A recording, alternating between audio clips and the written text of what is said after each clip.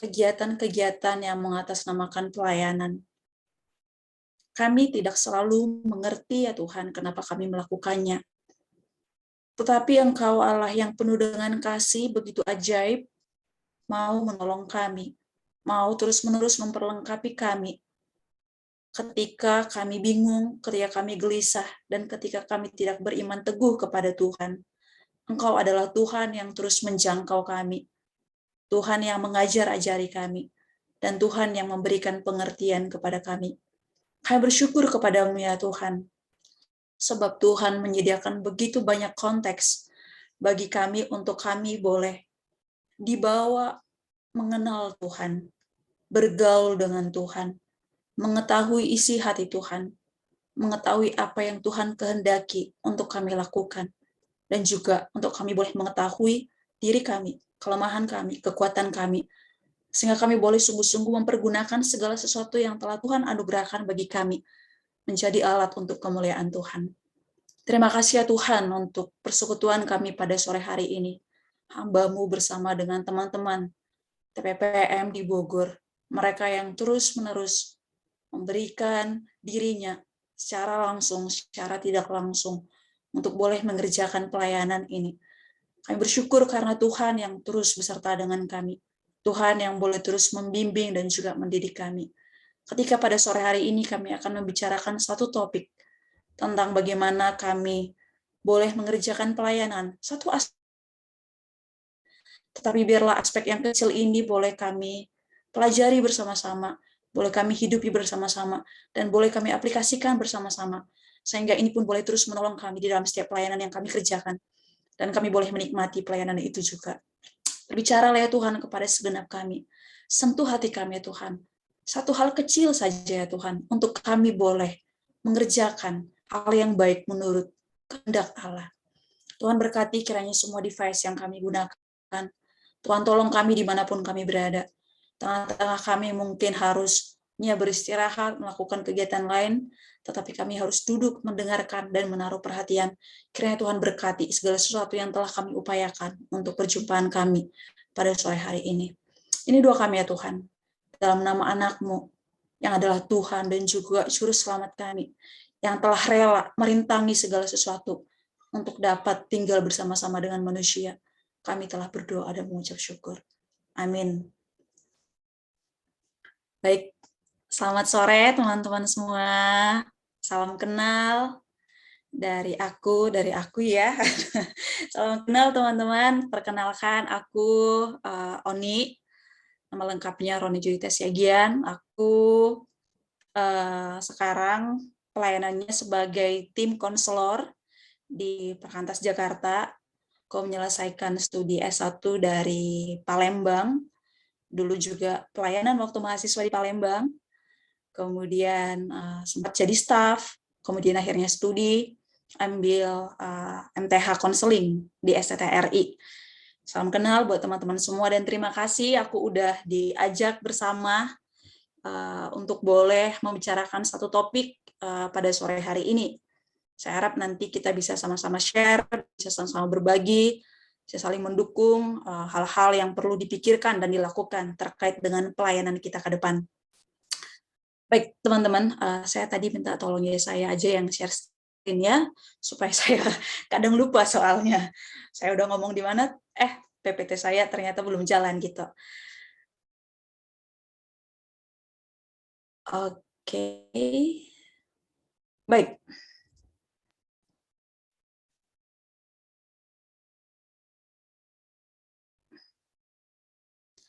Baik, tema kita hari ini adalah connecting ya teman-teman, yang mana teman-teman ya memberikan tema connecting, yakni terhubung dan bersatu. Hal ini mengindikasikan tentang pentingnya connect, pentingnya terhubung. Dan kelihatannya kita mempunyai ekspektasi dengan kita terhubung, kita bisa menjadi bersatu. Aku pikir itu hal yang sejajar sebenarnya ya, yang sangat relate gitu. Ketika kita connect, kita bisa terhubung, ya tentu kita bisa bersatu. Teman-teman sekalian, next pada tahun 2001 ada satu film yang mendapatkan awards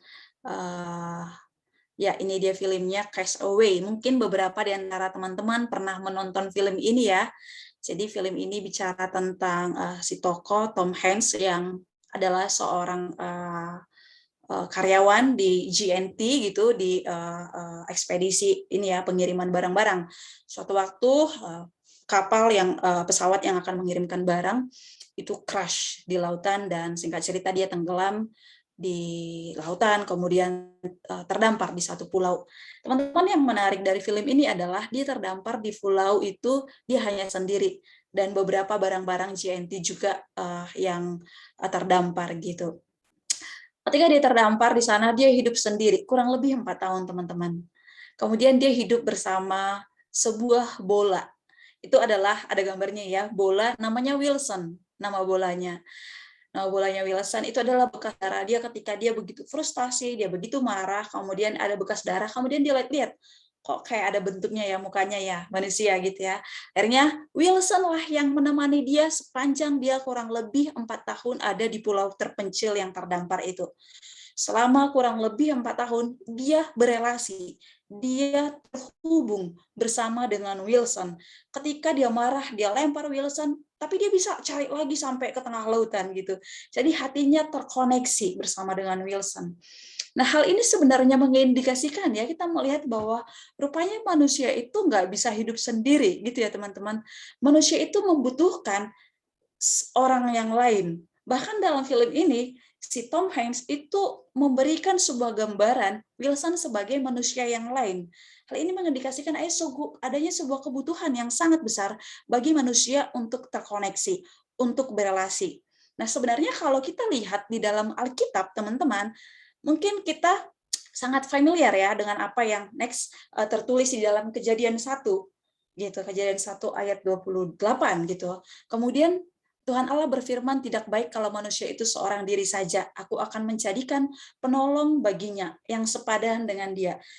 Teman-teman sekalian, sering sekali ketika kita membaca ayat ini, kita akan dengan gampang melihat bahwa ini adalah untuk konteks romantic relationship, karena pada waktu itu adalah Adam dan Hawa, maksudnya Hawa diciptakan kepada Adam gitu. Jadi ketika kita baca ini, kita langsung melihat, oh ini untuk romantic relationship gitu. Oh, aku butuh orang lain, aku butuh penolong, aku butuh pasangan gitu. Tapi teman-teman, sebenarnya hal ini berbicara jauh melampaui romantic relationship gitu. Hal ini berbicara melampaui relasi romantik, pasangan hidup, tapi tentang kebutuhan akan orang lain, kebutuhan akan konteks sosial yang lain, kebutuhan berinteraksi dengan sesama manusia gitu. Jadi Tuhan sendiri melihat bahwa manusia itu nggak bisa hidup sendiri. Manusia itu membutuhkan orang lain. Manusia itu harus berelasi dengan orang lain gitu. Teman-teman, beberapa waktu yang lalu saya baca sebuah tulisan gitu ya, gini, kalau ada orang yang merasa bahwa dia bisa hidup sendiri, mungkin dia perlu merenungkan, ada gitu. Ada ya teman-teman, sebelumnya ada banyak orang yang berpikir dan merasa dia bisa hidup sendiri. I can handle it, aku bisa melakukan ini, aku bisa melakukan ini, aku bisa melakukan itu gitu. Kemudian dalam tulisan itu saya lupa saya baca di mana ya, dikatakan gini, seluruh aspek kehidupan manusia itu membutuhkan orang lain. Dia kasih contoh, ketika kamu lahir, kamu butuh orang lain, kamu butuh bidan, kamu butuh dokter, kamu butuh perawat. Bahkan ketika kamu mati, kamu butuh orang lain buat nanam, buat kubur kamu, sederhananya gitu. Jadi dari sini kita bisa terus memikirkan dan merenungkan betapa pentingnya relasi dengan orang lain, betapa pentingnya hubungan dengan orang lain gitu. Next. Ya, jadi teman-teman, tidak bisa dipungkiri bahwa manusia adalah makhluk sosial yang tidak bisa menghindari relasi. Di dalam berhubungan dengan orang lain, kita sedang berbicara tentang relasi sebenarnya. Kita sedang berbicara terhubung, koneksi dengan orang lain gitu. Jadi tidak bisa dipungkiri teman-teman, tidak bisa dipungkiri bahwa kita sebagai makhluk sosial adalah orang yang membutuhkan relasi. Oleh karena itu saya sering menyimpulkannya seperti ini gitu. Ketika kita menyangkali bahwa kita membutuhkan terkoneksi dengan orang lain, terhubung dengan orang lain, bisa jadi kita sedang menyangkali kemanusiaan kita. Kita sedang menyangkali diri kita yang emang manusia butuh berelasi gitu. Next. Ya, ini dia. Kita sedang menyangkal kemanusiaan kita. Oke, next. Namun teman-teman, realitanya hidup menunjukkan atau apa yang kita amati mungkin gitu ya kayak tadi. Tapi Kak, realitanya kan banyak orang loh nggak mau berelasi gitu. Karena saya berpikir mungkin nggak mau atau mungkin juga tidak bisa gitu ya. Jadi kejatuhan manusia ke dalam dosa di dalam kejadian, setelah itu terjadi crash di dalam relasi. Setelah itu terjadi sebuah kerusakan, keterputusan di dalam relasi gitu. Jadi bisa dikatakan memang relasi telah mengalami kerusakan juga di zaman kita yang sekarang ini. Realita hidup kita sendiri menyaksikan bahwa tidak mudah untuk terkoneksi dengan orang lain, tidak mudah untuk berelasi dengan orang lain, tidak mudah untuk membukakan diri dengan orang lain. Teman-teman, di dalam pelayanan saya sebagai konselor, saya menemukan gitu. Saya nggak cerita tentang orangnya atau case-nya ya, tapi saya menemukan bahwa banyak di antara kita gitu yang justru mengalami kesusahan untuk terkoneksi dengan orang lain. Apalagi dengan kasus pandemi yang sering kita sebutkan gitu ya. Banyak orang yang hidup sendiri. Banyak orang yang hidup sendiri dalam artian bukan berarti nggak ada orang, teman-teman. Dia punya teman-teman tetap di mana-mana, tetapi sudah tidak terkoneksi dengan orang lain gitu. Banyak orang yang akhirnya merasa kesepian, banyak orang yang akhirnya merasa hidupnya itu begitu lonely gitu, teman-teman. Itu yang banyak terjadi saat ini di dalam realita kehidupan kita. Ya, jadi dari sini kita melihat bahwa relasi itu sangat penuh dengan kesulitan, relasi itu sendiri sangat penuh dengan tantangan gitu. Namun sebelum kita beranjak lebih jauh untuk membicarakan tentang tantangan-tantangan apa aja yang ada dalam relasi, saya ingin mengajak kita sebenarnya untuk mengenali relasi itu sendiri atau level tingkatan di dalam relasi itu sendiri supaya nanti kita bisa mengerti kenapa sih orang bisa tidak terkoneksi, kenapa sih orang bisa tidak terhubung gitu, boro-boro bersatu gitu ya, terkoneksi aja enggak gitu. Next. Ya, jadi level relasi itu sendiri sebenarnya ada 3, teman-teman. Saya akan bahas ini secara singkat supaya nanti kita bisa banyak kesempatan untuk ngobrol, ngebahas tentang apa yang menjadi persoalan dalam relasi kita sebenarnya gitu. Yang pertama itu adalah intrapersonal. Kemudian yang berikutnya adalah interpersonal dan yang berikutnya itu adalah social konteks gitu ya, teman-teman. Ya, jadi kalau interpersonal itu, intrapersonal, ini sebenarnya bicara relasi dengan diri, teman-teman, dengan diri kita, intra, gitu. Jadi teman-teman sekarang coba saya ajak teman-teman untuk memejamkan mata. Saya minta semua pengurus, kita coba ya, untuk memejamkan mata kurang lebih 30 detik. Saya akan kasih aba-aba jika nanti udah selesai. Jadi teman-teman saat ini, dalam hitungan ketiga, teman-teman memejamkan mata dan jangan memikirkan apapun. 1, 2, 3.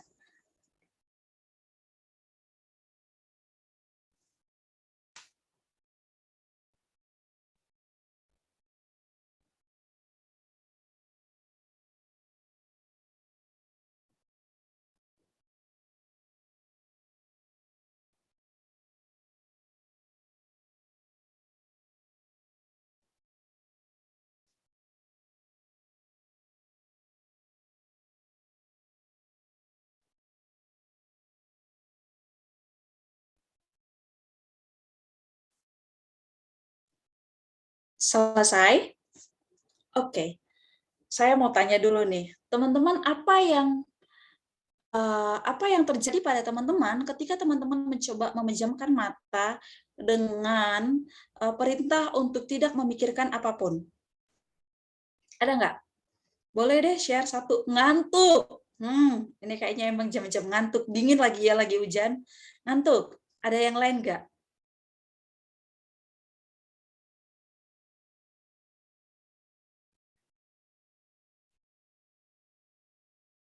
Kepikiran kata-kata Kak Oni. Tenang. Oke, ini sambil ini ya, exhale inhale ya. Valeri tetap mikir. Evan merasakan detak jantung. Oke. Ini Eva juga kayaknya terbiasa untuk mindful ya, mendengar di dalam keheningan gitu ya. Tetap berpikir kemana-mana, Ferry. Kemudian yang lain,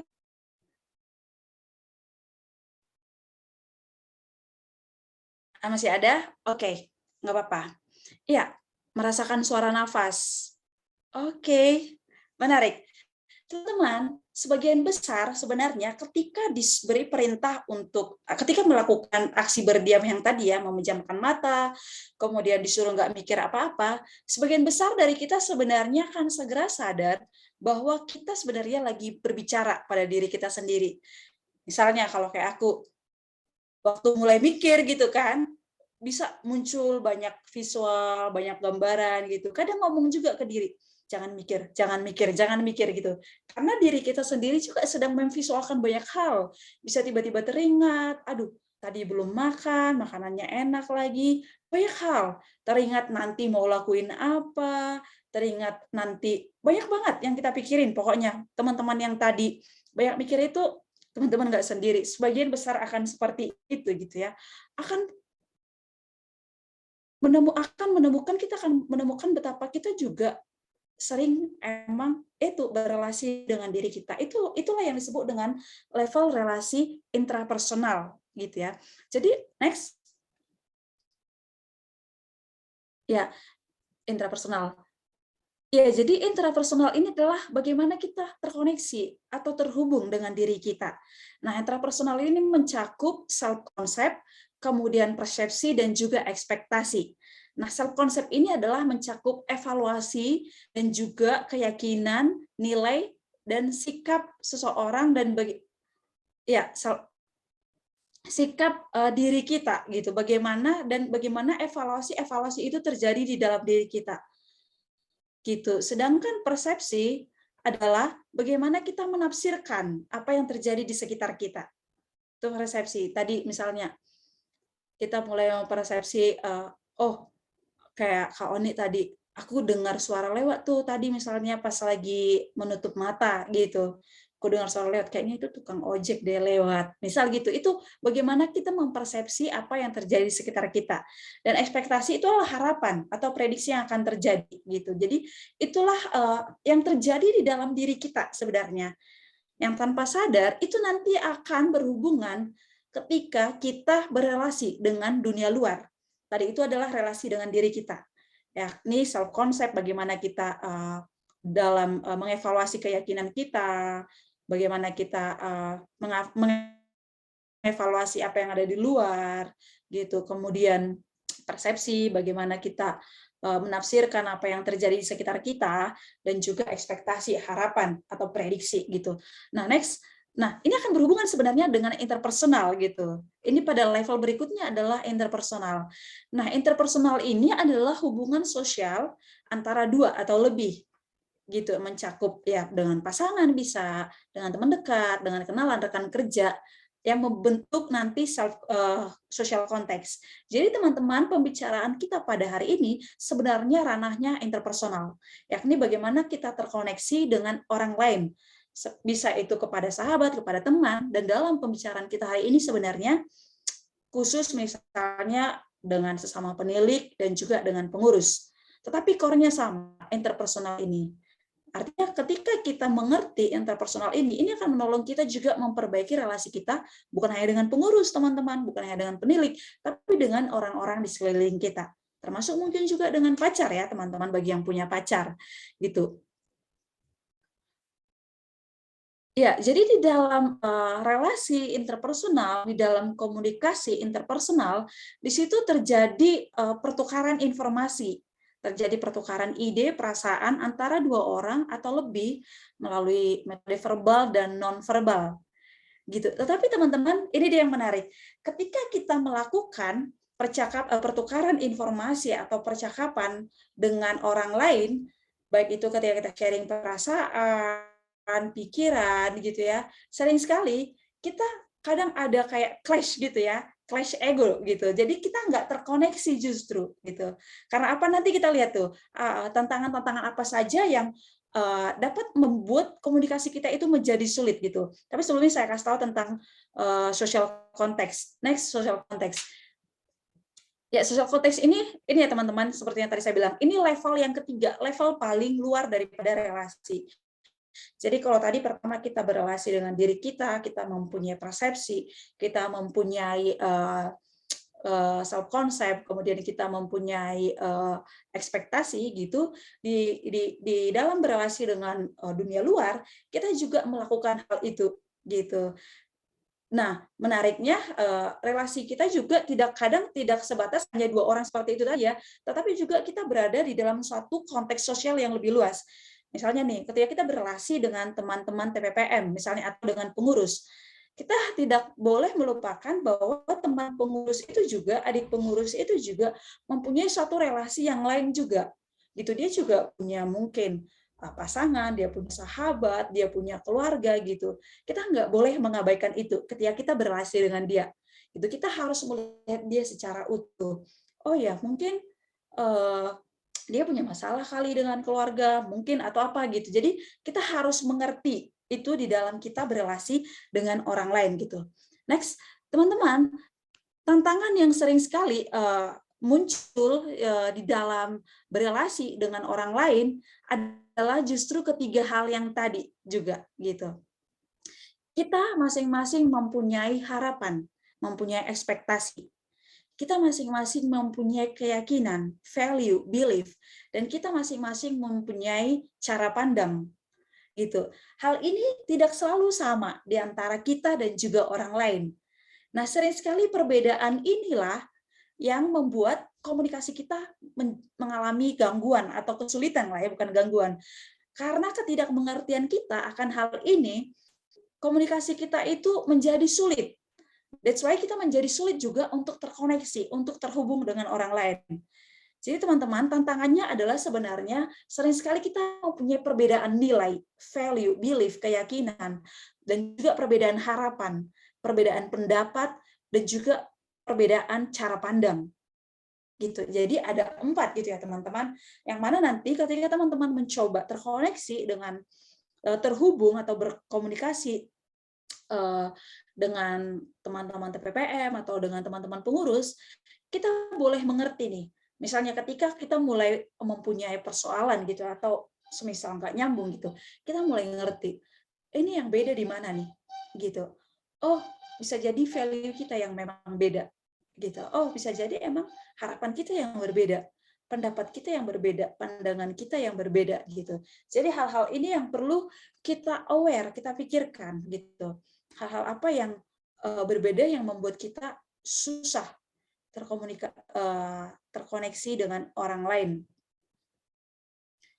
Baik, teman-teman, oleh karena itu untuk menjembatani hal ini, sebenarnya baik itu bukan hanya karena ada konflik atau teman-temannya, tapi ada di dalam membangun komunikasi, di dalam membangun relasi, di dalam upaya kita untuk terkoneksi dengan orang lain, ada beberapa hal, ada beberapa skill yang akan kita bicarakan. Kita langsung fokus aja ya teman-teman, karena waktu kita nggak banyak, kita akan membicarakan 2 skill. Aku akan bagikan 2 skill aja. Tapi ini basic skill-nya. Sebenarnya ada banyak skill gitu ya, untuk kita terkoneksi dengan orang lain. Tapi aku akan membagikan 2 skill aja, teman-teman. Bagaimana supaya kita bisa terkoneksi dengan orang lain. Yang pertama itu adalah listening. Effective listening gitu. Sebelumnya ya teman-teman, tadi malam sepulang dari satu acara kondangan, saya dan teman-teman minum bareng minum es tea gitu ya di satu kedai teh gitu. Di situ kami bercakap-cakap. Saya sangat menikmati percakapan itu gitu. Saya menikmati sharing-sharing yang saya dapatkan gitu. Teman-teman, apa yang saya dapatkan dari situ ini? Beberapa di antara teman-teman saya itu mengaku menjadi sulit untuk terbuka dengan orang lain karena merasa tidak didengarkan. Gitu. Mereka menjadi sulit untuk terbuka dengan orang lain karena merasa tidak didengarkan. Mereka dengan kata lain tentu saja itu membuat tidak ada relasi ya teman-teman. Karena pasti tidak terhubung gitu. Jadi saya menggambarkannya itu seperti ini. Ketika ada orang yang datang kepada kita ngobrol, misalnya, dia mulai share tentang sesuatu, kemudian kita merespon berdasarkan ide kita, berdasarkan keyakinan kita, berdasarkan pemahaman kita, itu belum tentu tepat buat orang itu. Orang itu justru akan terluka dan memutuskan relasi. Itu yang aku temukan tadi malam. Jadi, seorang anak perempuan datang ke saya, tahu nggak Kak, beberapa waktu yang lalu aku cerita dengan, ya bisa dibilang orang yang rohani ya, katanya. Dia pengurus teman-teman. Orang yang rohani, katanya gitu. Saya cerita kalau saya lagi deket sama orang, tapi dia bukan anak persekutuan. Dia ngomong gitu teman-teman. Oke gitu. Terus gimana? Aku bete banget katanya. Kenapa gitu? Kak itu bilang, udah nggak usah dilanjutin, orang dia bukan anak persekutuan. Akhirnya si anak ini yang tadi dengan antusias pengen cerita, dia lagi tertarik dengan orang lain, teman-teman, dia masuk lagi ke dalam cangkangnya. Itu seperti siput teman-teman yang mulai keluar gitu, tapi pas di luar ada ancaman, dia balik lagi ke dalam cangkangnya. Gak aman ada di luar, gak aman menceritakan kisahku ini, gak aman untuk berbagi, kira-kira gitu. Setelah itu teman-teman bisa ditebak, kalau nggak ada rekonsiliasi, maka anak itu ini akan susah untuk terkoneksi dengan orang tadi, orang dewasa rohani yang dia bilang, yang dia ceritain itu. Dia akan menutup diri, gitu. Boro-boro mau bersatu ya teman-teman, terkoneksi aja enggak. Mereka langsung membangun tembok gitu. Jadi ini terkaitan dengan effective listening gitu. Teman-teman listening teman-teman itu berbeda dengan hearing gitu. Kalau hearing itu hanya menyangkut fisik, sensori, mendengar suara misalnya gitu ya. Itu hearing. Nah, tapi kalau listening itu berbeda gitu. Simon Sinek salah seorang penulis pernah mengatakan gini, hearing is listening to what is said, gitu, apa yang disampaikan. Hearing adalah mendengar apa yang disampaikan. Sementara listening is hearing what is not said. Listening adalah mendengar apa yang tidak disampaikan. Kalau di kasus yang tadi aku ceritain teman-teman, teman-teman bisa tangkap nggak apa yang tidak disampaikan oleh adik itu kepada pemimpin kelompoknya itu misalnya. Ada yang bisa nangkap nggak? Apa yang tidak disampaikannya. Tapi kan dia ngomong, Kak aku lagi deket loh sama satu cowok, tapi dia bukan anak persekutuan. Temannya, misalkan teman-teman pengurus datang sama teman-teman TPPM ngomong kayak gitu. Teman-teman TPPM, apa yang teman-teman TPPM tangkap? Minta teman-teman boleh di chat lagi, ini jadi kayak kelas ya teman-teman ya. Ada teman-teman, apa yang teman-teman tangkap, apa yang tidak disampaikan oleh yang tadi, adik yang tadi, adik pengurus kepada mungkin itu TPPM juga ya, dia cerita ya, bang, aku lagi deket loh sama orang lain, gitu, sama ada cowok, terus teman-teman bilang, ada kemudian ingin cerita pergumulan dalam relasi, that's good, Sylvie, oke. Teman-teman ada yang lain selain daripada Sylvia ya, kok aku jadi singkat-singkat. Ada yang lain? Minta saran untuk membawa dia persekutuan. Oh teman, iya mungkin. Dia ingin minta pertolongan. Ya. Terus ada lagi?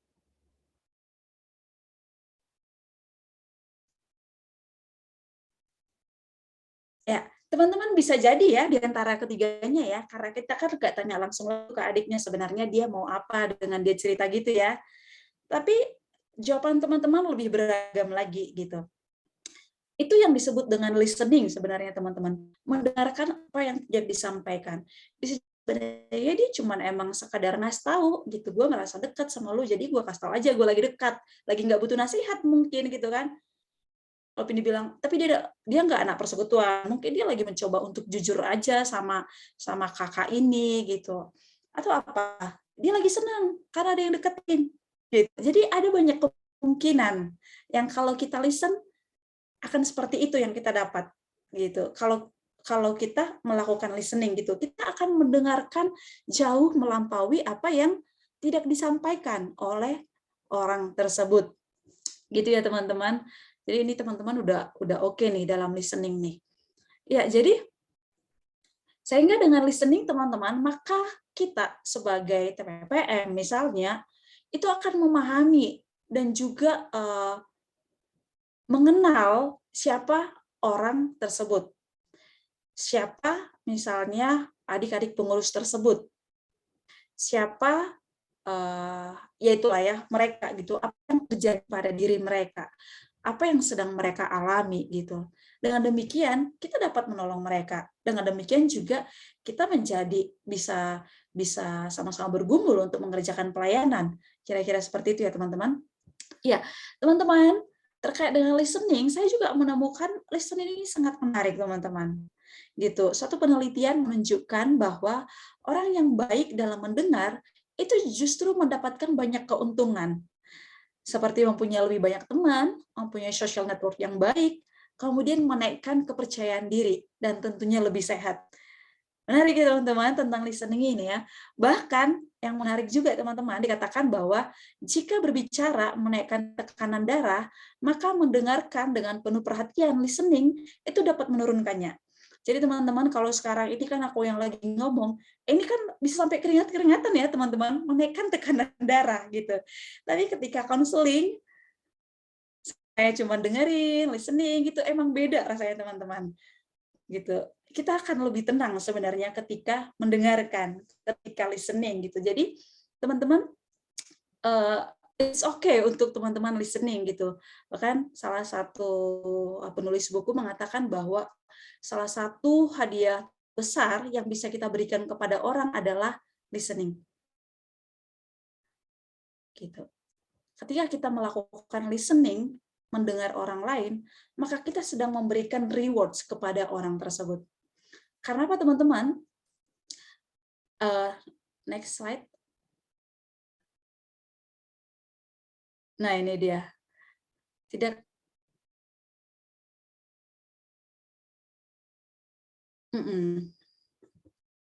Ya ini the most basic powerful way to connect to another is to listen. Just listen teman-teman. Jadi salah satu hal terbesar yang bisa kita berikan kepada orang lain adalah ya perhatian kita gitu. Aku pikir ini sangat tepat ya teman-teman. Kita memberikan perhatian, kita memberikan telinga kepada orang lain gitu. Teman-teman, ketika seseorang itu tidak merasa didengar, maka biasanya orang yang tidak didengarkan itu dikatakan bahwa dia akan merasakan satu sakit. Jadi dalam satu buku dikatakan ketika ada orang yang tidak didengarkan dalam skala kadang-kadang, maka itu dapat menimbulkan sakit psikologis yang ringan.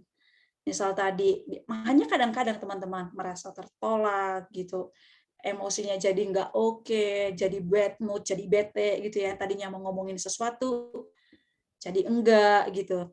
Nah, kalau semakin sering nggak didengarkan, orang itu bahkan akan berdampak kepada fisik, teman-teman, nyeri fisik gitu. Dia akan mengalami nyeri gitu. Itu disebut dengan psikosomatis ya, ketika psikologis berhubungan dengan fisik, psikosomatis gitu. Dan ketika orang tidak pernah didengar sama sekali, teman-teman, dia akan merasakan sakit yang parah. Levelnya akan tinggi. Ketika ada orang yang sepanjang perjalanan hidupnya nggak pernah ada orang yang dengerin, teman-teman, bisa dibayangkan dia mengalami begitu banyak kesulitan. Mungkin dia juga sulit untuk mendengarkan dirinya. Gitu. Karena teman-teman, terkait dengan yang tadi juga, yang di awal yang saya sampaikan, bahwa kita juga sering sekali berbicara kepada diri kita. Sering sekali kita berbicara kepada diri kita itu nggak clear, atau kita sering sekali juga nggak bisa mendengar diri kita sendiri. Tetapi teman-teman, dengan kita mau listening kepada orang lain, maka itu akan menolong orang itu untuk bisa mendengar dirinya sendiri. Mungkin ada beberapa di antara adik-adik pengurus misalnya, yang juga kesulitan untuk mendengar dirinya sendiri. Kita secara fenomena melihat, aduh adik ini susah dibilangin ya, kok mereka gini ya, kok mereka gini ya, misalnya gitu ya. Tapi teman-teman sebenarnya ketika kita hadir untuk mendengarkan, maka itu juga secara otomatis akan menolong dia juga untuk semakin peka dengan dirinya sendiri. Oke, next. Ya, teman-teman, Dietrich Bonhoeffer pernah mengatakan seperti ini. bahwa di dalam kehidupan kita, baik itu secara orang Kristen gitu ya, kita menemukan bahwa banyak orang teman-teman yang sebenarnya mencari telinga gitu. Many people are looking for an ear that will listen gitu. Banyak orang yang pengen didengarkan. Banyak orang yang pengen dimengerti gitu. Tapi realitanya bahwa ini Dietrich menuliskannya di dalam ini ya, bukunya Life Together ya, katakan bahwa tetapi mereka tidak menemukannya di antara orang Kristen. Justru dikatakan karena orang Kristen itu justru berbicara ketika mereka seharusnya mendengarkan. Saya jadi teringat dengan salah satu anak yang pernah saya temuin gitu ya, dia punya abang yang rajin di persekutuan. Dia bilang, abang saya ini kalau ngomong suka khotbah dia gitu. Jadi jangan sampai teman-teman orang-orang sekeliling kita bilang, udah deh lu gak usah khotbahin gue gitu ketika kita datang kepada mereka. Kemungkinan mereka cuma pengen didengar gitu, teman-teman pengurus yang lain mungkin gitu. Mungkin mereka nggak butuh mendengarkan advice dari kita, khotbah-khotbah dari kita gitu, tapi butuh untuk didengar gitu. Begitu banyak orang yang mencari telinga yang mau mendengarkan, tetapi mereka tidak menemukannya di antara orang Kristen gitu. Kenapa? Karena orang Kristen justru berbicara ketika mereka seharusnya mendengarkan. Orang Kristen tidak lagi mendengarkan saudaranya. Dan bahkan Dietrich bilang, ya mungkin juga dia tidak lagi mendengarkan suara Tuhan. Ketika kita tidak mendengar lagi suara kita, mungkin kita juga tidak lagi mendengar suara Tuhan. Seorang yang tidak dapat mendengar dengan sabar, maka biasanya akan berbicara di luar daripada intinya dan tidak akan pernah benar-benar berbicara dengan orang lain. Gitu teman-teman. Bagiku ini satu hal yang sangat-sangat menarik ya untuk kita pikirkan bersama-sama ya. Betapa pentingnya kita untuk menaruh perhatian pada bagian ini. Salah satu yang menghambat kita untuk tidak terkoneksi teman-teman dengan orang lain, termasuk dengan teman sesama pengurus maupun dengan adik-adik pengurus PMK gitu adalah ketika kita tidak lagi mau mendengarkan. Mendengarkan jauh melampaui daripada kata-kata. Mendengarkan jauh melampaui apa yang disampaikan. Mendengarkan adalah mendengarkan apa yang sedang dipikirkan oleh anak itu, apa yang sedang dirasakan oleh anak itu, apa yang sedang ingin disampaikan oleh mereka. Saya ngomong kok anak itu ya, oleh mereka gitu teman-teman. Jadi teman-teman, next, mungkin kita juga ingat ya apa yang pernah dituliskan oleh Yakobus ya, gitu supaya kita cepat di dalam mendengar dan lambat di dalam berkata-kata. Jadi dengan kita listening teman-teman, maka kita akan bisa mengerti sebenarnya apa yang terjadi kepada orang lain, apa yang terjadi pada sesama teman kita, apa yang terjadi pada teman-teman pengurus PMK gitu. Dengan kita listening, kita tahu siapa dia, apa pergumulannya. Dan dengan demikian kita boleh bersama-sama memikirkan, melakukan pekerjaan pelayanan kita, gitu teman-teman. Nah teman-teman, hal-hal apa aja yang penting sebenarnya di dalam listening? Yang pertama, making contact. Teman-teman, saya tahu kita semua mungkin nggak mempunyai kesempatan bahwa kita juga di-listen oleh orang lain gitu. Kita nggak didengarkan orang lain. Kita juga mungkin bukan orang yang yaitu yang di-listen oleh orang lain. Tapi teman-teman, seperti tadi saya katakan bahwa skill listening adalah salah satu skill yang bisa dipelajari. Pokoknya semuanya skill bisa dipelajari ya, kalau dia adalah skill bisa dipelajari. Meskipun kita tidak melakukannya, tapi kita terus berupaya untuk memikirkan hal apa yang bisa kita lakukan untuk mengerjakan pelayanan yang telah dianugerahkan kepada kita gitu. Oleh karena itu teman-teman, hal-hal yang sederhana yang mungkin bisa teman-teman aplikasiin, bisa lakuin adalah yang pertama itu making contact. Hal penting di dalam mendengarkan. Teman-teman, ketika kita berelasi dengan orang lain, gitu, dengan sesama TPPM maupun dengan pengurus PMK, Tidak jarang bahwa orang yang kita jumpai itu mungkin adalah orang yang pemalu. Mungkin mereka juga orang yang anxious, atau mereka juga orang yang tidak mudah percaya dengan orang lain. Maka sebenarnya ketika kita listening mereka, kita mendengarkan mereka, kita sebenarnya sedang meningkatkan kesempatan di mana orang tersebut merasa nyaman. Kita sedang memberi kesempatan orang itu merasa nyaman, merasa aman, dan juga merasa dimengerti. Jadi dengan kita listening, maka kita sedang membuka kesempatan untuk kita boleh terkoneksi dengan orang lain. Kita bisa terkoneksi dengan pikiran-pikirannya, dengan perasaannya. Nah, justru sebaliknya ketika kita tidak bisa listen, maka itu sama dengan sedang membangun tembok-tembok penghalang. Artinya sama dengan menghambat kita untuk membangun relasi, menghambat kita untuk terkoneksi dengan orang lain. Gitu. Jadi dengan kita making contact dapat dilakukan salah satunya adalah dengan membuka diri, teman-teman. Gitu. Bagi beberapa orang yang tidak nyaman, kalau kita langsung making contact dengan cara nanyain dia, itu kadang justru bikin dia semakin anxious, gitu, atau mungkin dia malu. Tapi hal sederhana yang bisa dilakukan untuk making contact adalah membuka diri, self disclosure. Gitu. Jadi teman-teman, buka diri teman-teman, maka hal itu akan dilihat oleh lawan bicara kita sebagai suatu hal yang, oh orang ini dapat dipercaya. Karena apa? Karena dia dapat membagikan kisahnya kepada aku. Gitu. Karena kita nggak mudah untuk membuka diri ya teman-teman. Kita bisa melakukannya dari hal-hal yang sederhana. Gitu. Kita menceritakan pengalaman, misal. Hal-hal sederhana saja teman-teman. Karena kalau langsung jauh ke dalam kan kadang lawan bicara kita juga shock. Ih, siapa sih kakak ini, siapa sih abang ini kok ceritanya gitu-gitu. Bisa seperti itu. Tapi hal-hal sederhana bisa diceritakan. Semisal aja lagi ngomongin apa gitu ya. Kalau saya sama teman-teman baru ketemu gitu, kadang ngomongin hal sederhana. Oh ya, kamu tadi kesini naik apa? Gitu. Oh ya, aku tadi kesini naik ini loh. Parah deh, Bapak supir ojeknya gini-gini. Kita sedang membuka diri, membukakan pengalaman kita. Masa tadi ya, pas di jalan itu ada orang tadi, kita membuka diri. Kita bagi pengalaman kita kepada orang tersebut.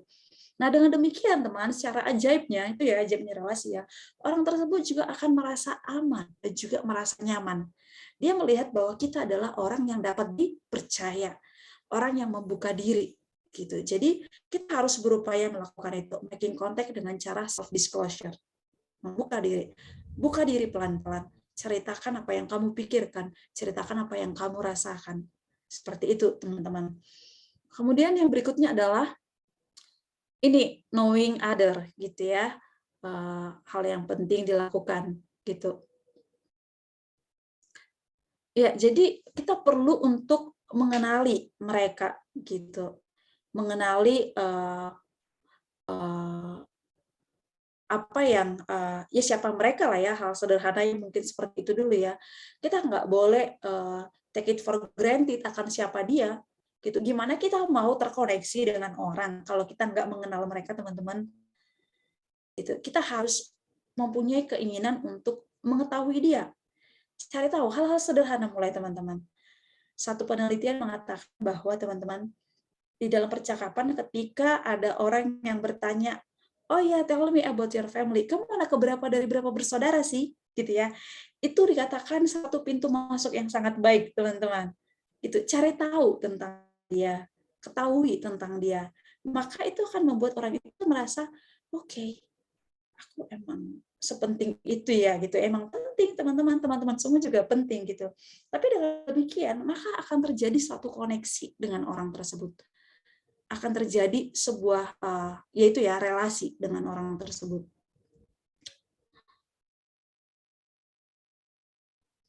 Ya, kemudian yang berikutnya juga adalah teman-teman mengetahui diri kita, knowing yourself, teman-teman.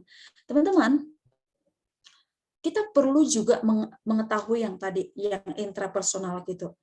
Ketika kita mendengarkan orang lain secara efektif, ini sebenarnya tanpa sadar ini juga memberikan informasi tentang diri kita loh, teman-teman.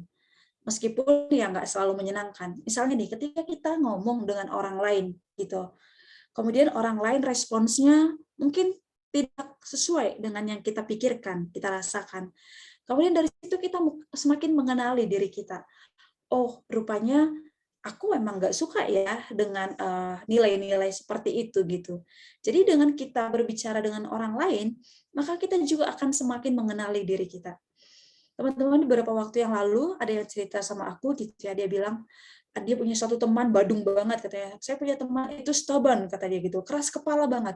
Oh ya, kenapa kamu bilang dia keras kepala? Saya bertanya seperti itu ya.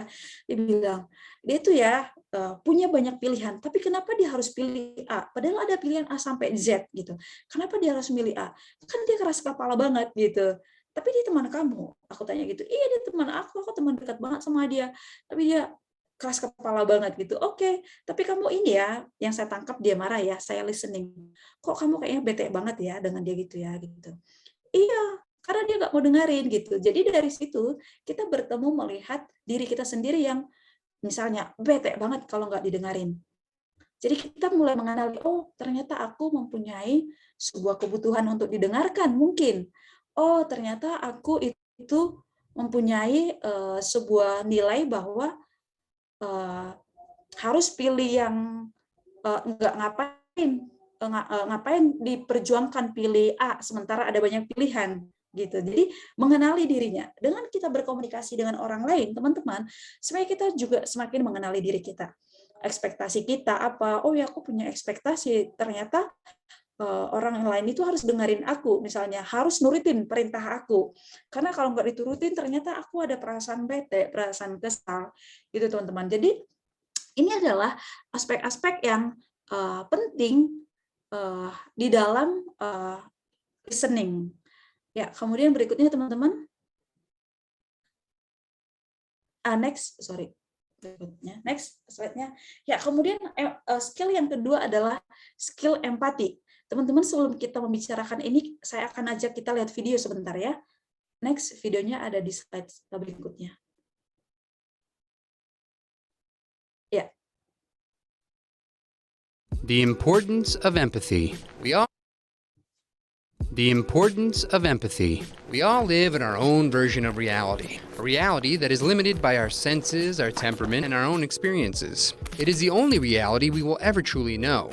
But it is crucial to our personal development, our relationships, and to society itself that we make the effort to try and experience other people's realities as well. This is done through empathy. Simply stated, empathy is an active attempt to understand another person's perspective, their emotions, and in essence, their reality.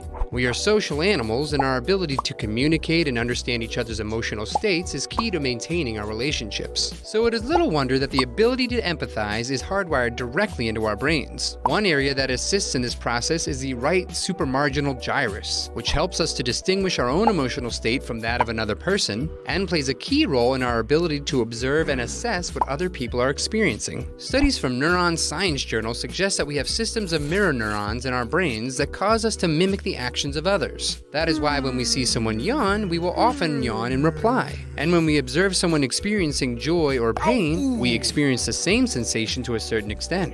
But these reactions are primarily driven by subconscious reflexes. In order to be truly empathic, you have to actively think beyond yourself and your own concerns. You can develop this empathic skill by practicing some simple habits. Be observant of others. We tend to spend the majority of our day dwelling on ourselves, caught up in our own daily routines and digital distractions. But taking the time to observe others around you is a good first step in developing your empathy. Watch and wonder. Try to focus on the person's state of being rather than categorizing or labeling them. Ask yourself, what kind of day are they having? How are they feeling? Challenge yourself to genuinely care about their well-being. Curiosity about others is the first step to expanding your empathy. Use active listening. During a conversation, especially a heated one, most people formulate the response before the other person even finishes their statement. This form of communication is more verbal combat than an exchange of ideas or opinions. Avoid this reflex by slowing down. Rather than rushing to reply, take a moment to consider the other person's statement. Ask follow-up questions to better understand what the speaker intended. Try to understand their emotional state and the deeper motivations behind their statement. What life experiences led them to their current worldview? Remember, you don't need to share someone's opinion in order to understand it and acknowledge it. And listening will help inform and expand your own opinion. Open up. Learning more about other people's experiences is a key element to seeing the world through someone else's eyes. But it is also important to open up about your own feelings and experiences. Empathy is a two-way street that at best is built upon mutual understanding. Through a combination of uncovering the deeper motivations of someone else's position and expressing our own underlying concerns, we often discover a shared commonality, even with those who hold different beliefs than ours. Through the practice of keeping an open mind, empathy helps us challenge prejudice, find commonality, and expand our moral universe. Without it, we are apt to label people outside our circle as the other, the problem, or the enemy. These labels draw lines in the sand that prevent us from moving forward or growing. It cuts us off from the realization that the human experience is a shared experience. We have much more in common than we think, and are really just seeing small variations of the same reality. Ya, oke. Teman-teman, ini adalah salah satu skill yang sangat penting kita kembangkan di dalam kita terkoneksi dengan orang lain, terhubung dengan orang lain, yakni skill empati skill. Empati sering sekali dipahami yakni step into someone's shoes gitu. Jadi mengenakan sepatu orang lain. Teman-teman, ketika kita pakai sepatu orang lain, maka kita akan bisa ngerasa tuh apa yang terjadi di dalam sepatu orang tersebut gitu ya. Kita bisa ngerasa, oh ini sepatunya kayak di gambar itu ya, kebesaran. Oh sepatunya ini nggak nyaman.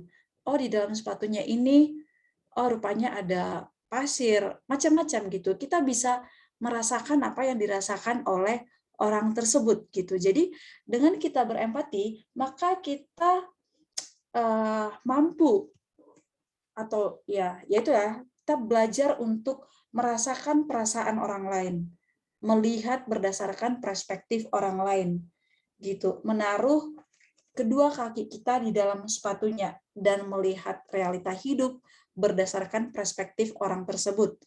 Sederhananya kayak gitu. Jadi teman-teman, dengan kita berempati, maka kita bisa sebenarnya, maka ini adalah model yang sangat diperlukan untuk kita bisa terkoneksi kepada orang lain. Karena kita ngerti apa yang dirasakan oleh orang lain tersebut. Teman-teman, dikatakan bahwa sebenarnya kita ini adalah makhluk yang berempati gitu ya. Berdasarkan itu tadi mirror neurons, sebenarnya kita makhluk yang berempati gitu.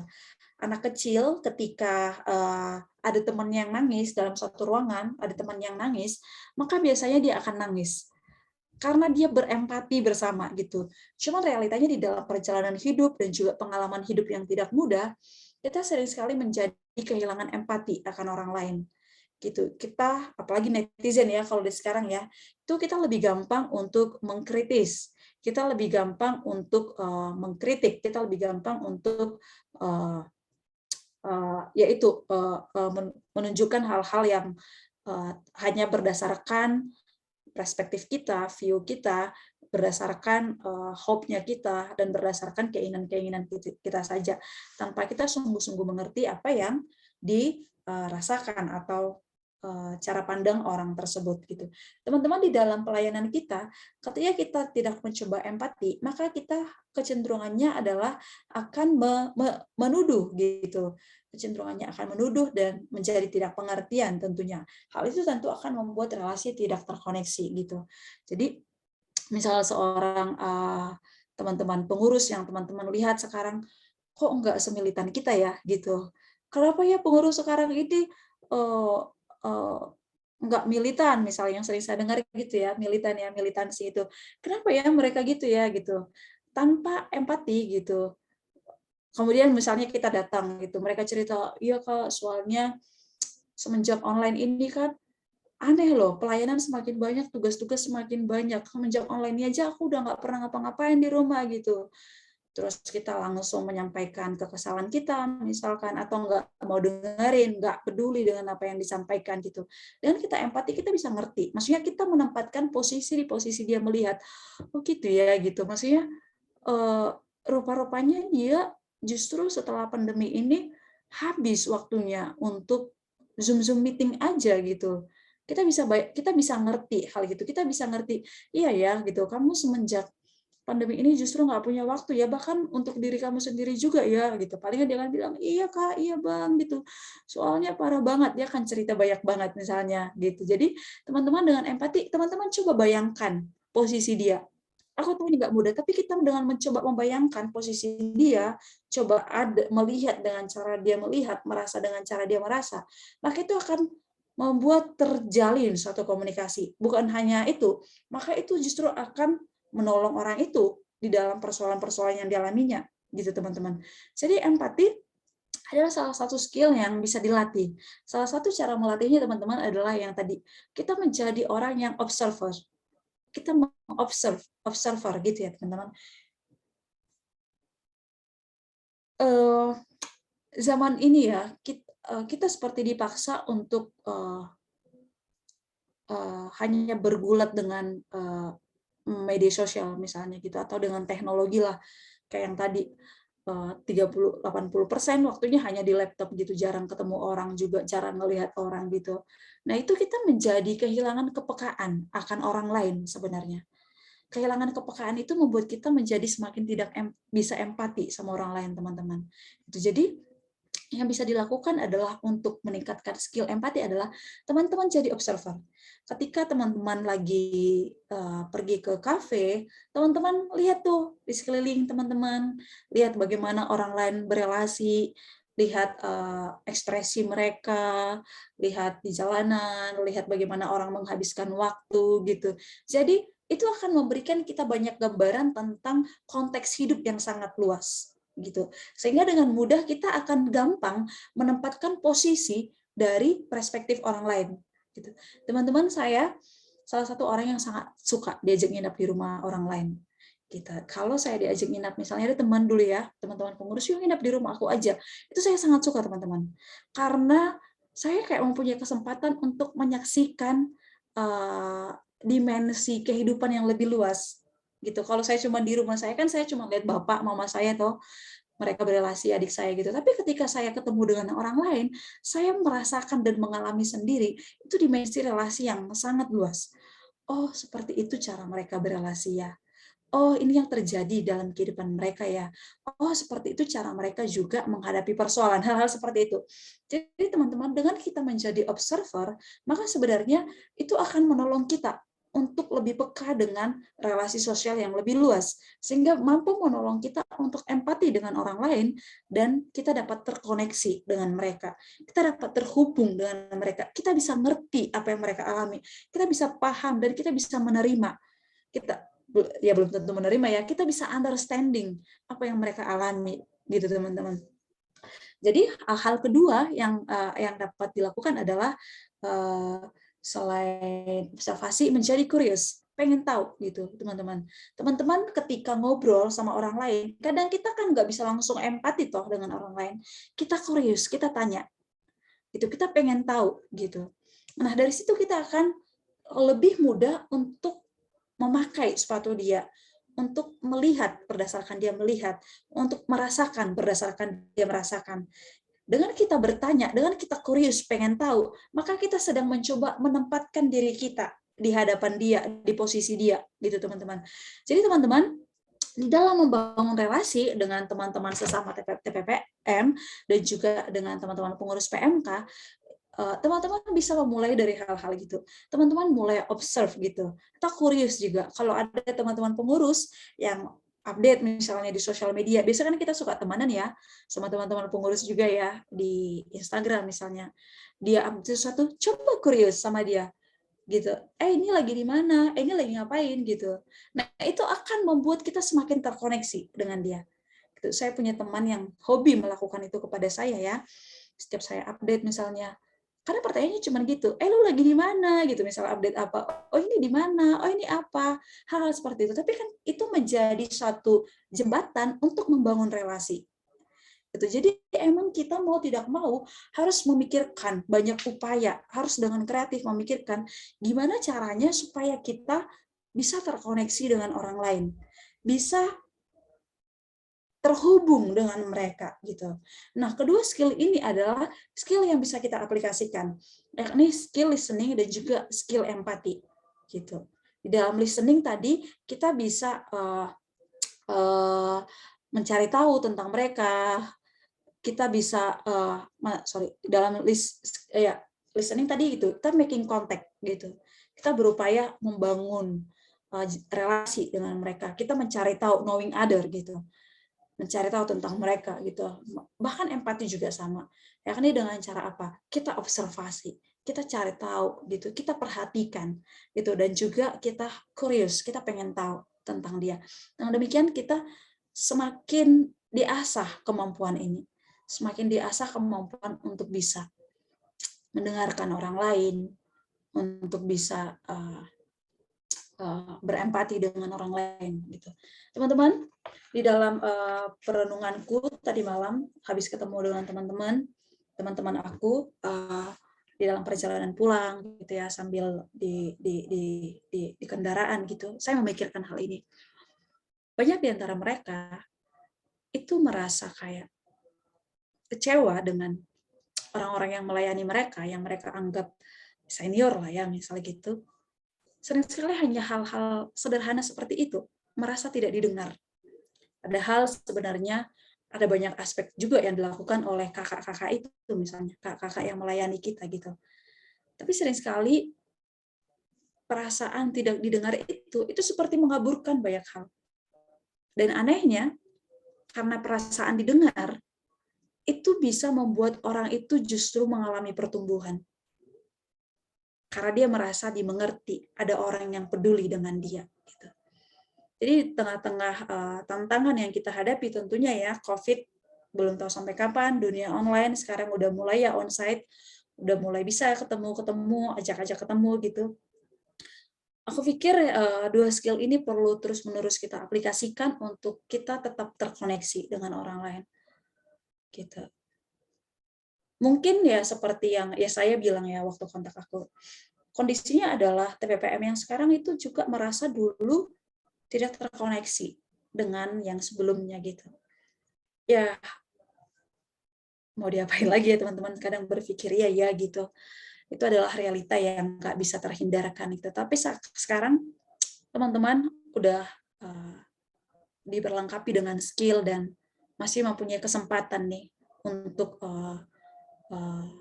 membangun relasi dengan adik-adik pengurus gitu. Jadi pikir teman-teman melalui perjumpaan kita pada sore hari ini, teman-teman boleh di-encourage untuk mulai tuh gitu. Mulai bangun relasi dulu, bridging dulu dengan mereka gitu. Mulai observe, mulai kepo sama kehidupan mereka dan praktekkan empati dan juga listening yang tadi. Teman-teman sebagai penutup, next. Ya. Ya ini teman-teman sebagai penutup, aku ingin kita mengingat kembali bahwa Tuhan yang kita layani itu telah melampaui banyak hal. Itu bahkan rela disalib bagi kita. Untuk apa teman-teman? Untuk bisa terkoneksi dengan kita. Dosa telah memisahkan kita daripada Tuhan. Tetapi melalui Kristus Yesus yang adalah Tuhan dan juga Juru Selamat, rela mengosongkan diri, turun tengah-tengah dunia. Untuk apa teman-teman? Untuk terkoneksi dengan kita. Untuk merangkul kita. Ketika manusia itu lari, setelah manusia melakukan dosa, jatuh ke dalam dosa gitu ya di Kejadian 2, teman-teman, Tuhan itu datang nyariin, Adam di mana kamu gitu. Tuhan melakukan segala hal untuk terkoneksi dengan kita, bahkan dengan mati di kayu salib. Apa yang Tuhan lakukan itu kiranya menginspirasi kita juga. Untuk kita juga bersungguh-sungguh untuk membangun relasi, untuk mencari, untuk terkoneksi dengan teman-teman yang lain. Meskipun kita mempunyai tantangan, meskipun kita mempunyai kelemahan-kelemahan, susah nih, nggak bisa nih gitu, anaknya juga seperti ini gitu. Mungkin kalau kita ngomongin tentang tantangan dan juga kelemahan kita, ada begitu banyak, ribuan mungkin. Tapi melalui dua skill ini, mari kita bersama-sama untuk melakukan apa yang telah Tuhan lakukan kepada kita. berupaya mencari kita, berupaya terkoneksi dengan kita. Semoga apa yang telah Tuhan lakukan boleh menginspirasi kita untuk kita boleh sungguh-sungguh lagi di dalam membangun relasi dengan orang lain. Oke, next. Slide yang terakhir kayaknya. Ya, ini. God crossed boundaries to build relationship with people. Karya Kristus disalib melampaui apapun rintangan, hambatan, batasan untuk berelasi dengan manusia. Amin. Mari kita berdoa.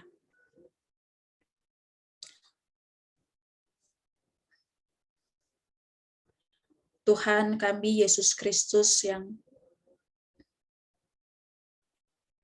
telah datang ke tengah-tengah dunia ini dan juga ke dalam kehidupan kami untuk menjangkau kami, untuk terus terkoneksi dengan kami. Kami sangat bersyukur ya Tuhan. Karena karya Kristus itu telah menyelamatkan kami. Telah membawa kami kembali ke dalam dekapan Tuhan. Terima kasih karena teladan itu boleh terus menginspirasi kami juga. Untuk kami memikirkan, menggumulkan strategi dan cara-cara apa yang dapat kami lakukan untuk melakukan hal yang sama bagi sesama kami manusia. Kami berdoa ya Tuhan, biarlah melalui apa yang kami percakapkan pada sore hari ini, itu boleh menolong kami melakukan hal baik seperti yang telah Kristus lakukan kepada kami. Untuk kami boleh menjangkau orang lain, melintasi batasan-batasan kami, untuk kami terkoneksi dengan orang lain. Secara khusus juga dengan rekan-rekan di pengurus PMK ya Tuhan. Kami sangat bersyukur karena Tuhan terus-menerus berupaya untuk memperlengkapi kami. Tuhan menyediakan begitu banyak cara untuk menolong kami. Terima kasih untuk itu ya Tuhan. Dan biarlah Tuhan yang boleh terus menginspirasi kami, untuk kami boleh giat dan sungguh-sungguh di dalam kami berelasi dan juga terkoneksi dengan orang lain. Sehingga kami boleh bersama-sama melakukan apa yang menjadi panggilan Tuhan bagi kami. Terima kasih ya Tuhan untuk pembelajaran kami, untuk kebenaran firman Tuhan. Sekiranya Tuhan yang boleh terus bekerja di dalam hidup kami. Melalui anak-Mu, Tuhan Yesus Kristus, teladan kami, penyelamat kami telah berdoa. Amin.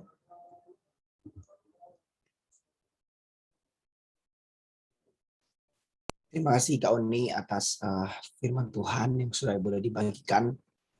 Ya, kita teman-teman bersyukur ya. Aku banyak sekali diperlengkapi teman-teman di sore hari ini. Oke teman-teman, sebelum kita lanjut lagi, aku berikan kesempatan teman-teman untuk bertanya ya. Jadi teman-teman yang ingin bertanya kepada Kak Oni, boleh menuliskan pertanyaannya di kolom komentar, atau boleh juga langsung on mic seperti itu ya. Langsung on mic juga menyampaikan pertanyaannya secara langsung. Silakan dari teman-teman, apakah ada yang ingin bertanya?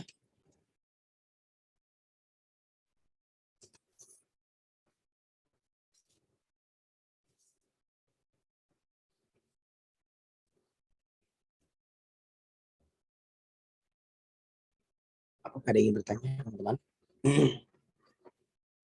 Ya, mau bertanya Kak, boleh nggak? Silakan Bang Jere. Ya, terima kasih Kak Oni sebelumnya buat apa ini? Bukan firman juga ya, lebih ke pelajaran kayaknya ya. Hal yang ingin kutanyakan Kak terkait sama yang relasi kita dengan teman-teman pengurus lah gitu Kak.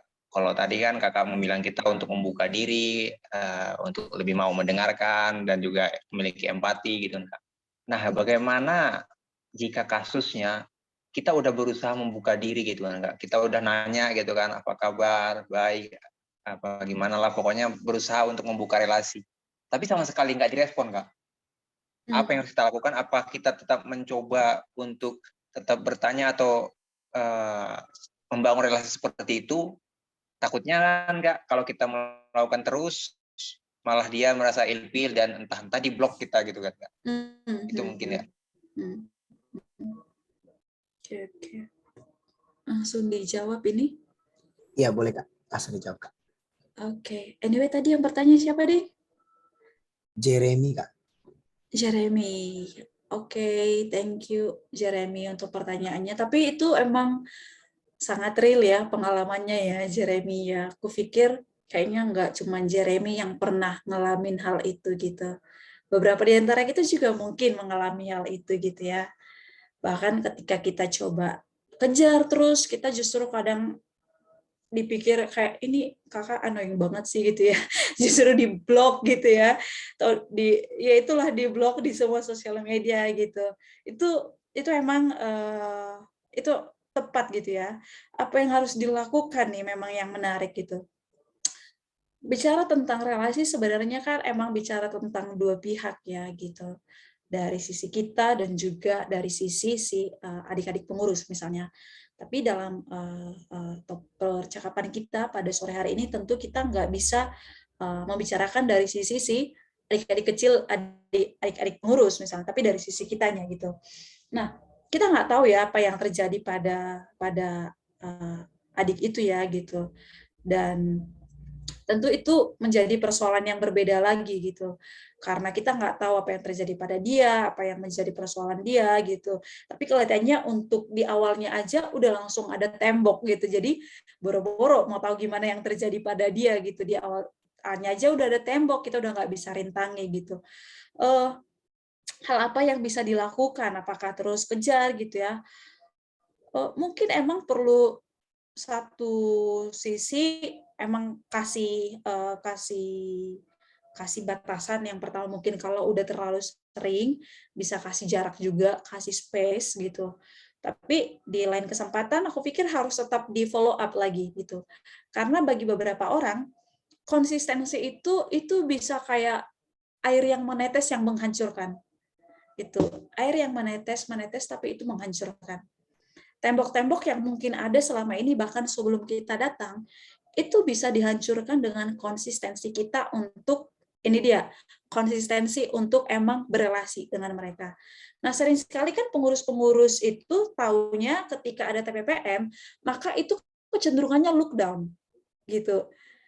Kalau saya itu lihat TPPM itu saya lihatnya, oke, abang ini lagi, kakak ini lagi mau ngomongin apa ya. Jadi kita udah punya persepsi, gitu, persepsi bahwa oke, dia akan ngingatin aku akan ini, dia akan nanya-nanya aku tentang hal ini gitu, dan aku nggak ready dengan hal itu misalnya gitu. Jadi akhirnya itu langsung jadi tembok. Jadi persepsi-persepsi itu yang mungkin perlu diklarifikasi gitu. Mungkin para pengurus perlu tahu bahwa ketika kita datang kepada mereka, nggak ada intensi untuk hanya sekedar memberikan tugas kah, meminta pertanggungjawaban kah, evaluasi kah, yang gitu-gitu. Tapi kita hadir di sini sebagai teman yang emang dampingi kalian di dalam pelayanan. Nah itu, jadi nilai itu yang sepertinya perlu terus-menerus disampaikan kepada TPPM, kepada pengurus dengan cara-cara yang aku pikir teman-teman harus pikirkan gitu, apa yang harus dilakukan ya gitu. Mungkin satu waktu kayak tadi Jeremy mungkin harus memikirkan gitu ya. Saya ingat dulu saya punya adik kelompok kecil yang belakangan kita ada satu masalah, misalnya gitu, kemudian dia bangun tembok yang sangat tinggi, saya kejar terus, dia hilang terus tuh. Pokoknya saya ditolak terus secara habis-habisan, sederhananya gitu. Nah, hal kecil akhirnya terpikirkan gitu ya. Saya emang mengungkapkan niat saya dengan cara aku email aja kapanpun dia baca terserah gitu ya. Tapi itu works loh dengan anugerah Tuhan tentunya ya. Teman-teman tentu sambil terus berdoa apa yang bisa dilakukan gitu. Tapi ya itu tadi pengalaman aku gitu. Tentu teman-teman kalau lagi memikirkan itu terus mendoakan gitu. Waktu saya doakan gitu, saya nulis surat, saya cerita, saya kasih tahu apa kondisi saya. saya kasih tahu apa yang terjadi pada diri saya gitu. Jadi itu saya email dan itu works. Itu bikin akhirnya kita ketemu ngobrol gitu teman-teman. Kita nggak ketemu ngobrol. Dia cerita tuh, aku bete banget bla bla bla, aku nggak suka gitu. Oke, aku salah gitu. Aku salah tapi gitu. Aku salah waktu itu aku seperti ini. Aku cerita. Sebenarnya aku nggak ada intensi melukai kamu, sebenarnya gitu. Aku nggak ada intensi lagi mau tekan kamu. Aku ngomong gitu ke adik kelompok kecil saya waktu itu juga dia sebagai TPS gitu kan. Jadi terkesan ini staff pemimpin kelompok kecil, aku TPS, aku lagi dikejar habis-habisan nih untuk ngerjain tugas gitu ya. Kadang sih gitu sih teman-teman. Itu saya akui gitu. Aku ketika dalam posisi sebagai staff misalnya waktu itu, aku pengen kamu mengerjakan ini gitu. Tapi dalam posisi sebagai pemimpin kelompok kecil, aku hadir untuk dengerin kamu gitu. Jadi emang kita harus memisahkan itu sih. Memisahkan dulu agenda-agenda kita terhadap ketika kita ingin berelasi dengan orang itu. Agendanya murni sekarang berelasi gitu. Jadi jauhin dulu agenda-agenda, oh aku mau make sure tentang hal ini gitu. Tapi jauhin dulu agenda itu, agendanya adalah sekarang berelasi. Mungkin itu kali ya yang bisa aku bagikan. Kalau teman-teman yang lain punya pengalaman nggak, mungkin bisa berbagi juga kali ya.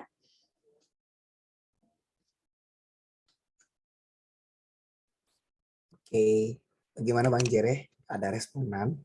Ya, makasih ya Kak. Itu benar-benar menjawab sih Kak. Karena pernah, nggak jujur aja Kak, pernah aku pengalaman kan tahun lalu juga di TPM, ada penilik kampusnya itu 12 orang. Ya, memang aku langsung ke agenda sih, benar. Langsung kayak ngajakin buat persekutuan atau apa segala macam. Ke depan-depannya, ya aku bilang hai juga, diri juga puji Tuhan gitu Kak. Diri juga puji Tuhan. Selebihnya, ya bahkan ada cuma centang satu gitu kan. Untung-untung masih ada foto profilnya gitu. Di blok dong ya kalau udah nggak ada ya. Kalau udah nggak ada. Boleh satu lagi nggak nanya Kak? Boleh. Nah, tadi kan terkait dengan intra ya? Intra ya. Aku mau nanya sekarang terkait inter Kak, yang dengan diri kita sendiri. Oke. Apalagi zaman-zaman sekarang kan Kak, banyak istilah healing kalau kita dengar ya kan. Terus juga banyak orang yang pengen sendiri gitu, nggak mau berelasi. Terus ada juga yang bahkan lagu-lagu sekarang udah mengantarkan ke supaya kita hidup sendiri gitu. Mengatakan juga teman-teman itu nggak ada yang baik lah, beginilah, begitulah. Bahkan film juga gitu, udah banyak lah yang mempengaruhi kita gitu. Nah, apakah sebenarnya boleh kita mengambil waktu sendiri di mana kita nggak berelasi sama siapapun gitu Kak? Itu mungkin Kak. Oke. Thank you Jere untuk pertanyaannya. Iya benar banget ya teman-teman. Sekarang kan dikit-dikit healing gitu ya.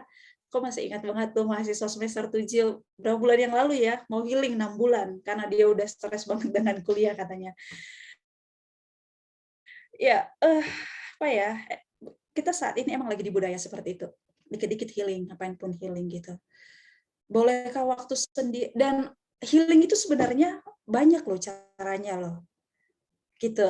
Balik-balik sebenarnya tergantung orangnya. Bagi let's say antara extrovert dan juga introvert. Healing kan artinya memulihkan ya, atau to get energy gitu. Bagi orang extrovert, healing itu adalah ketika dia pergi ke pesta. Ketemu dengan orang, ngobrol. Bagi orang ekstrovert, healing itu gini, persekutuan, ngomong-ngomong. Pokoknya dia suka deh kalau diajak persekutuan, diajak pesta, itu dia suka. Nah, jadi itu healing bagi dia, itu memulihkan dia, itu memberikan energi bagi dia. Nah, bagi orang introvert, healing itu adalah ketika dia sendiri. Dia di recharge ketika dia sendiri. Dia tidur-tiduran. Kalau yang lagi ngetren gitu ya, anak-anak senja, baca baca buku, minum kopi, lihat senja, dengar hujan gitu ya. Itu orang-orang introvert. Kamu suruh orang ekstrovert menikmati gitu, bisa frustasi teman-teman. Gitu. Jadi sama kayak berapa pandemi COVID ini emang bikin orang ekstrovert itu semakin happy. Karena nggak harus pergi kemana-mana. Gitu. Terus mereka yang lebih banyak posting, bikin lagu, segala macam gitu-gitu ya. Jadi seolah-olah ya healing itu dengan cara-cara gitu. Tapi orang ekstrovert, disuruh healing dengan cara-cara seperti itu bisa frustasi teman-teman. Senang, dia lebih suka adventure misalnya sama teman-temannya gitu. Naik gunung, ketawa-ketiwi, melakukan kegiatan-kegiatan ekstrim, nggak harus sendiri gitu. Jadi aku pikir itu tergantung kepada orangnya gitu. Ada memang orang-orang yang dengan diam untuk bisa di-recharge kembali energinya gitu. Ada yang ya butuh orang lain juga. Dengan dia diskusi dengan orang lain, dia berjumpa dengan Tuhan. Ada orang yang dia berjumpa dengan Tuhan dalam kesepian, dalam kesunyian. Jadi balik tergantung orangnya, Jere. Menurutku seperti itu sih ya.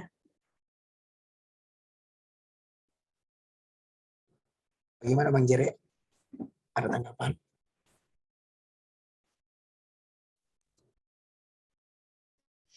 Cukup dari aku, nanti kepanjangan waktunya. Oke, baik. Ya, terima kasih buat Kak Oni ya, atas jawaban-jawabannya. Terima kasih buat teman-teman yang lain juga ya. Bang Jere ya tadi udah bertanya juga. Oke teman-teman, ya kita akan melanjutkan persekutuan kita. Kita akan bersama-sama mendengarkan pembacaan warta. Karena itu aku persilakan kembali kepada Bang Jere untuk membawa kita di dalam warta. Iya, makasih ya Richard. Ya bersyukur ya buat sharing-sharing yang telah disampaikan oleh Kak Oni tadi. Semoga kita boleh semakin merenungkan lagi dan melakukannya dalam persekutuan kita masing-masing. Aku di sini mau menyampaikan beberapa warta. Yang pertama, boleh slide share ya? Slide share. Next slide-nya. Ya. Yang pertama, kita akan mengapresiasi pelayan. Dengan pembicaranya ada Kak Oni, dan juga MC kita ada Richard, Alessandro dari S1 IPB. Ya, terima kasih buat pelayanannya, dan semoga kedepannya boleh melayani lagi dengan penuh sukacita, terkhususnya TPM. Kemudian warta yang kedua datang dari PPAK. PPAK akan membuat persekutuan yang akan dilaksanakan pada tanggal 4 April, 3 April 2022, dimulai jam 16.45 sampai dengan selesai, yang akan membahas pisang bukanlah satu-satunya buah, yang diambil dari buku Fruitfulness on the Frontline. Jadi bagi teman-teman yang alumni ataupun yang sedang menjadi pra-alumni, boleh bersama-sama hadir di persekutuan ini. Kita bersama-sama bersekutu dengan teman-teman dari alumni-alumni berbagai kampus lainnya. Sangat recommended buat hadir. Kemudian weekend pengurus dan penilik.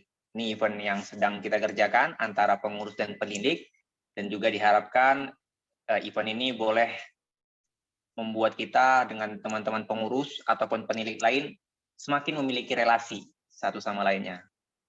Dengan tema Lead Us, O Lord, yang akan dimulai tanggal 8, 9, dan 10 April 2022, dan ini akan dilaksanakan on-site.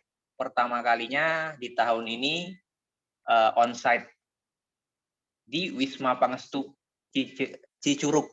Dengan pembicaranya ada Bang Abraham Tonapa, ada Bang Argius, dan juga ada Kak Sabto. Bagi teman-teman semua, terkhususnya yang hadir di sini, boleh boleh mendaftarkan diri ke personal kontaknya atau langsung ke Perkantas Bogor, atau nanti ada juga orang-orang yang telah ditunjuk. Semoga teman-teman boleh hadir dan kita bersama-sama bersekutu di weekend pengurus ini dan penilik. Next, setelah itu kita akan melakukan training pendalaman Alkitab. Jadi 1 minggu setelah WPP nanti, kita akan melakukan training pendalaman Alkitab. Karena kedepannya mungkin ada beberapa kampus juga yang akan melaksanakan asistensi atau pembimbingan kepada mahasiswa-mahasiswa baru. Jadi di sini kita akan melakukan training pendalaman Alkitab yang akan dilaksanakan pada tanggal Kamis 14 April jam 19 sampai 21 WIB atau sama dengan waktu Bible Study PMKB. Kemudian di hari Sabtu tanggal 16 April dimulai pukul 13 sampai dengan 17 WIB. Untuk pembicaranya ada Kak Feb. Untuk temanya yaitu Bond Your Heart into the Bible. Di sini kita mengundang PKK, AKK, dan pelayan PMK. Tapi tidak menutup kemungkinan juga bagi teman-teman yang mau belajar untuk teknik untuk mendalami Alkitab, bagaimana cara menggali Alkitab dengan lebih baik, dan bagi teman-teman yang punya pertanyaan, boleh kontak April dengan nomor 0822 9023 3941. Jangan lupa, semoga diharapkan yang berdua belas ini boleh hadir semua lah, kecuali kau ini deh.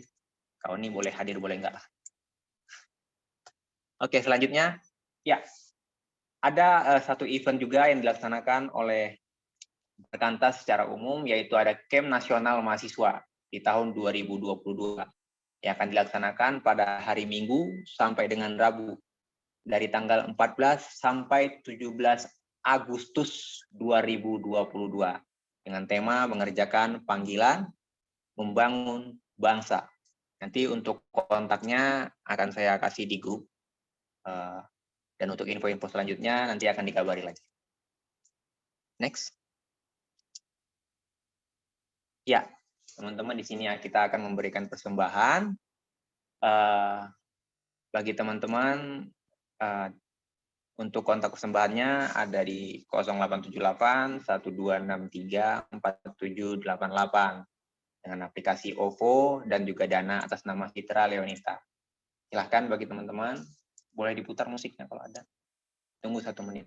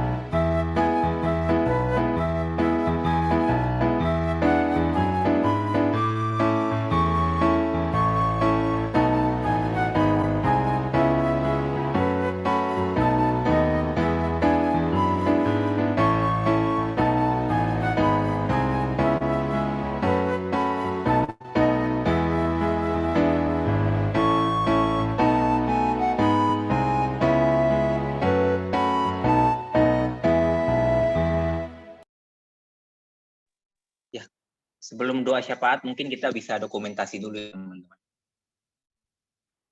Ya, bagi teman-teman yang punya kamera di handphonenya atau di laptopnya, boleh on cam, teman-teman.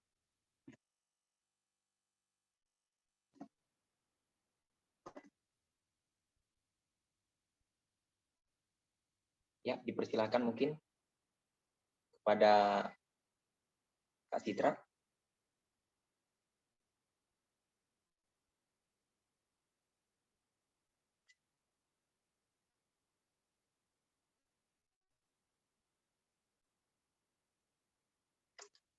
Atau Kak Sil, mungkin Kak Sil bisa Ya, boleh. ambil foto kami, Kak.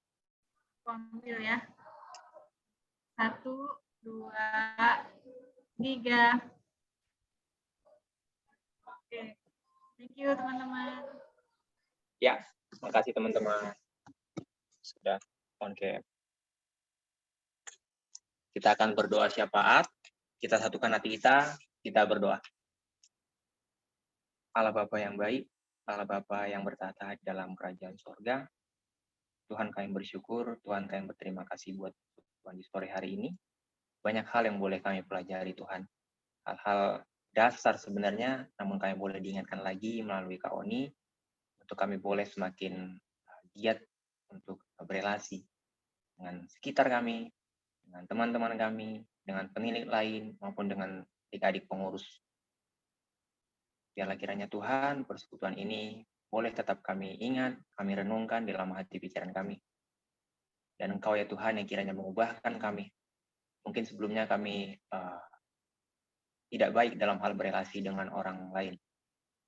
Kiranya Tuhan yang didik dan bangun kami agar kedepannya kami boleh menjadi orang yang boleh membuka diri dan berempati untuk boleh berelasi. Terima kasih Tuhan. Kami berdoa juga buat persekutuan-persekutuan yang akan ada ke depannya. Ada KNM, ada WPP, ada training PA, ada juga persekutuan alumni. Tuhan yang kiranya pakai event-event ini agar boleh menjadi kemuliaan bagi nama-Mu. Semakin banyak orang-orang yang boleh mendengarkan kebenaran akan firman-Mu. Ya. Terima kasih ya Tuhan. Kami juga mau berdoa Bapa terkait dengan bangsa dan negara kami, terkhusus tentang COVID-19 yang masih ada saat ini. Bersyukur dan berterima kasih Tuhan. Akhirnya kami boleh sedikit demi sedikit menerima jawaban atas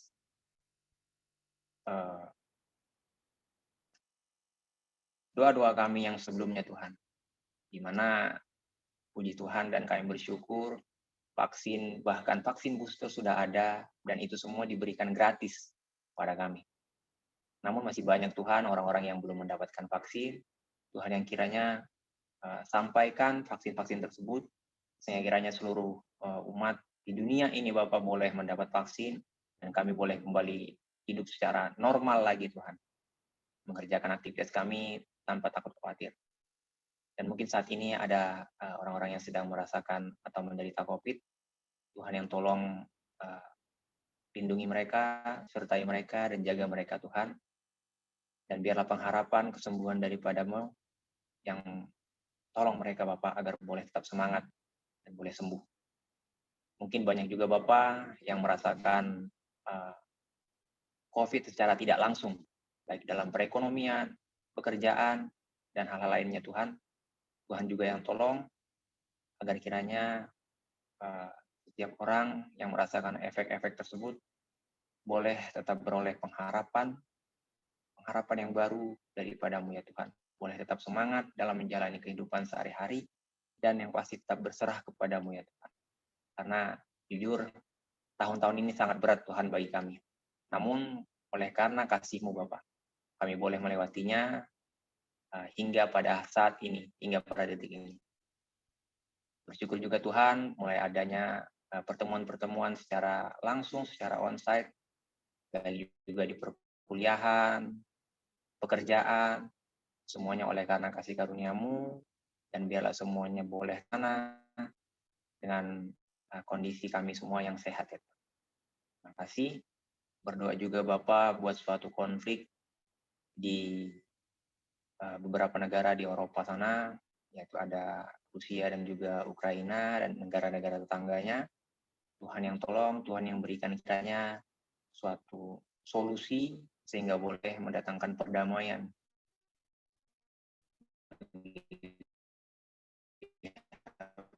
Ya, terkait Tuhan.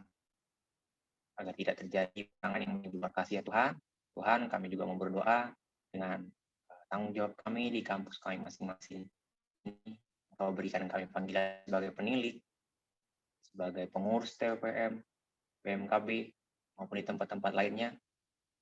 Tuhan kiranya yang tolong kami dan tanamkan tanggung jawab tersebut dalam diri kami, sehingga kami boleh menjadi umat-Mu yang bertanggung jawab dan berserah penuh Bapa kepadamu.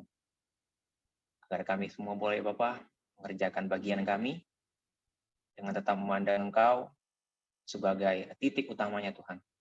Agar kami tidak menjadi orang yang program oriented, tapi boleh Tuhan mengabarkan Injil-Mu dalam setiap pelayanan kami. Banyak hal, banyak kesalahan Bapa dalam pelayanan-pelayanan kami, banyak motivasi-motivasi yang salah dalam pelayanan-pelayanan kami. Ampuni kami Tuhan, dan tolong ajari kami, tolong didik kami lagi, agar boleh Tuhan menjadi pelayan-pelayan yang berkenan bagi kemuliaan nama-Mu. Meresponi kelayakan yang telah kami terima oleh karena Kristus yang telah menyelamatkan kami. Terima kasih Tuhan, kami juga mau berdoa buat Kak Oni, tadi telah memberitakan firman-Mu. Tuhan yang tolong dia dalam setiap pelayanannya ke depan, dan biarlah Engkau yang pakai hidupnya Tuhan untuk boleh memberitakan kabar sukacita, dan boleh memberikan konseling-konseling kepada orang-orang yang dilayaninya. Dan juga buat Richard, Tuhan yang tolong juga dia dalam setiap aktivitasnya, perkuliahannya, dan pelayanannya ke depan, agar segala sesuatu yang ia kerjakan, boleh ia kerjakan dengan tetap memuji muliakan namamu, dan tetap berserah kepadamu Tuhan. Tuhan, ini doa kami alaskan dalam nama Tuhan Yesus Kristus, Tuhan dan Juru Selamat kami. Jadi kehendak-Mu Tuhan, ini dan sepanjang masa. Haleluya, puji Tuhan. Amin.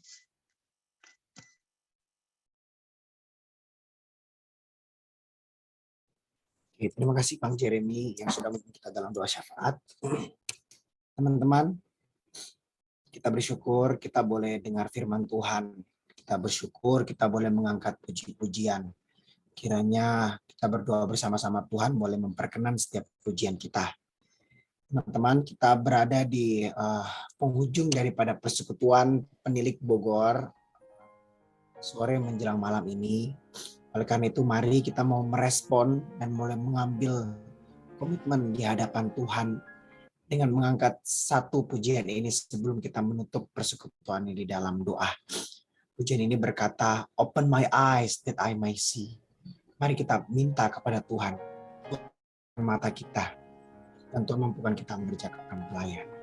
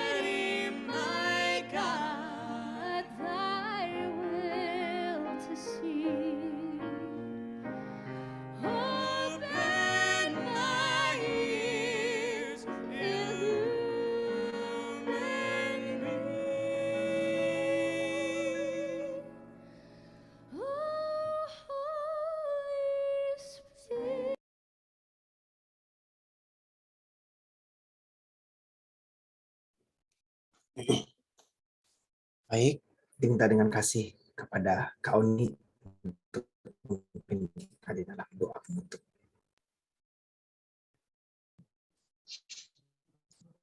Kita berdoa.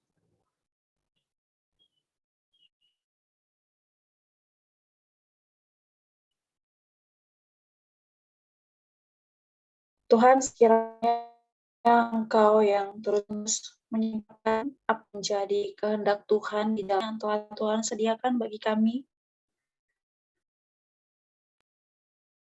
untuk kami boleh melakukan panggilan Tuhan, boleh kami pergunakan dengan baik ya Tuhan, dan berlaku untuk kami boleh